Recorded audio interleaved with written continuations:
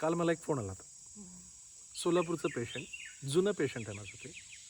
आता त्या पेशंटचा जो कोण मुलगा आहे त्याचं वय अराऊंड एक 32-33 असेल. सॉफ्टवेअर इंजिनियर आहे तो.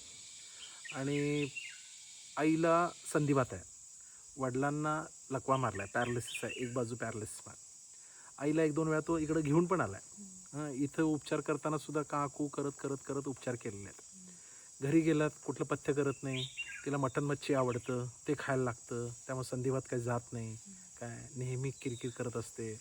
वडील लकव्याने ग्रस्त आहेत, बेडवरती पडून आहेत. शेजारी एक कोणतरी भजीवाला आहे, तो भजी तळतो, ते रोज भजी खाल्ल्याशिवाय झोपत नाही. ठीक आहे, अशी त्याची परिस्थिती आहे. तो काल रडत रडत मला म्हणत होता, डॉक्टर माझं कसं होणार, एकुलता एक मुलगा, बहीण नाही, भाऊ नाही, कोणी नाही आहे.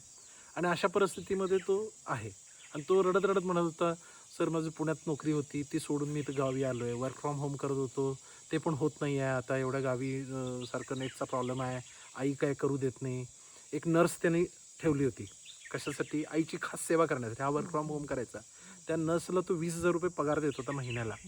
आणि ती येऊन 4 तास सकाळी, 4 तास संध्याकाळी येऊन आईचं सगळं उगानिका करून जायची, नर्सिंग करून जायची. तर ती आई त्या नर्सलाच भांडायची, तिच्याबरोबर किरकिर करायचं. तिला म्हणजे ती एक महिनाभर पण नव्हे, 15 दिवस 3 आठवडे काम केलं आणि ती सोडून गेली. दुसरं कुठलीच घरात कोण टिकत नाही, ह्याला सगळं स्वतः करावं लागतं, वडिलांचं करावं लागतं, आईचं करावं लागतं. अमेरिकेतून तिला कुठल्या तरी एका कंपनीचा फोन येतो. तो म्हणत होता, मला तिथे जॉबला बोलवा लागलेत, चांगल्या पगाराची पगार देतो, माझं लग्न पण तिथंच होईल असं ते म्हणतात. ठीक आहे, एवढं सगळं आहे, पण मी आता काय करू. तो रडत होता. आईवडिलांची स्थिती अशी आहे, मी काय करू. हे ऐकत पण नाहीत, कुठलं उपचार पण घेत नाहीत, आणि असेच घरात दोघं पण हे करतात, मी काय करू. म्हणजे आज समाजाची किती मोठी अवस्था. मग मी आज सकाळी पेशंट लोकांना सांगितलं की तुम्हाला जर असं राहायचं असेल ढिल्लम-ढालं, तर तुम्ही 1-2 पोरं जन्माला घालून चालणार नाहीत, कमीत कमी 7-8 पोरं जन्माला घालायला पाहिजेत. म्हणजे निदान आळीपाळीनं ती पोरं तुमच्याबरोबर राहतील, तुमची काहीतरी सेवा करतील. म्हणजे आज 1 पोरगं, 2 पोरगं, त्यांनी त्यांचं करिअर बघायचं, त्यांनी त्यांचं तुमचं जीवन बघायचं की आपल्याला बघायचं, हा मोठा प्रश्न आहे. त्यामुळं प्रत्येकाने थोडंसं सखोल विचार करायला पाहिजे की बाबा आपण पुढे जाऊन काय करणार आहात. मुलांवरती बोजा होऊन राहायचं आहे की बाबा आपलं आपलं इंडिपेंडंट नेहमीसाठी स्वावलंबी राहायचं आहे. लोकांना नेहमी म्हणतो वयाच्या 70 नंतर तुम्ही स्वतःला कुठे बघता. बाबा एक फोटो आहे ज्याच्यामध्ये तुम्ही ICU मध्ये पडलाय, शरीराला जेवढी छिद्र आहेत तिथून सगळी पायपा घातलेले आहेत, आणि तुम्ही तिथं पडलाय आणि तुमच्या आपतेष्ट बाहेर त्या बाकड्यावरती पेंगत रात्रभर बसलेत. ही एक सीन आहे. दुसरा सीन आहे ट्रॅक पॅन्ट घालून, टी शर्ट घालून, ट्रॅक शूज घालून नातवंडांबरोबर डोंगरामध्ये ट्रेकिंग करायला आहे. हे 2 सीन आहेत. तुम्हाला कुठं राहायचं आहे, या सीनमध्ये राहायचं की या सीनमध्ये राहायचं आहे. मग डोंगरामध्ये जर ट्रॅक पॅन्ट घालून तुम्हाला 75 नंतर फिरायचं असेल तर तयारी कधीपासून केली पाहिजे, आत्तापासून केली पाहिजे. हे कळतच नाही आहे. म्हणजे संपूर्ण स्वास्थ्य ही आपली प्रायोरिटी राहिलेलीच नाही आहे. आजारी पडलं तर इन्शुरन्स आहे, अरे पण ते इन्शुरन्स कोणाला मिळणार, ते पैसे कोणाला मिळणार, ते डॉक्टरना मिळणार, तुला काय मिळणार आहे.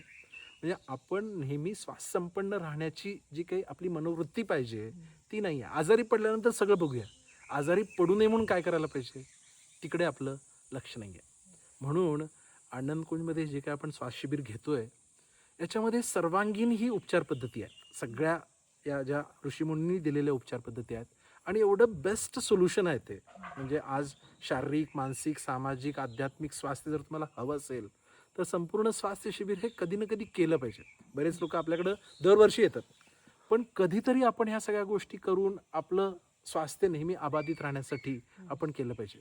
बघ, एखादं कार घेतली आपण की बाबा 10,000 किलोमीटर झालं की लगेच तुम्ही सर्व्हिसिंगला जातो, ऑइल बदली करतो, कार्बोरेटर साफ करतो, अमुक करतो. ह्याचं कधी सर्व्हिसिंग आपण कधी करत नाही. आजारी पडल्यानंतर डॉक्टरकडे जायचं नसतं, आजारी पडू नये म्हणून जे काही बेस्ट असेल ते केलं पाहिजे. आणि त्यासाठी आनंदकुंजमधलं आपलं हे जे काही संपूर्ण श्वास शिबिरला जे लोक येतात त्यांना म्हणतो तुमच्यावरती खूप मोठी कृपाच झाली की तुम्ही हे करताय. बाकीच्या लोकांना, बऱ्याच लोकांना माहीतच नाही आहे की अशी कुठली उपचार पद्धती आहे. अशा सगळ्या अद्भुत उपचार पद्धतीचा संगम करून लोकांना हे शिकवलं जात आहे, दिलं जात आहे. आणि तिथं जाऊन आपण हे निसर्गरम्य परिसरामध्ये राहून हे सगळं शिकू शकतो, करू शकतो.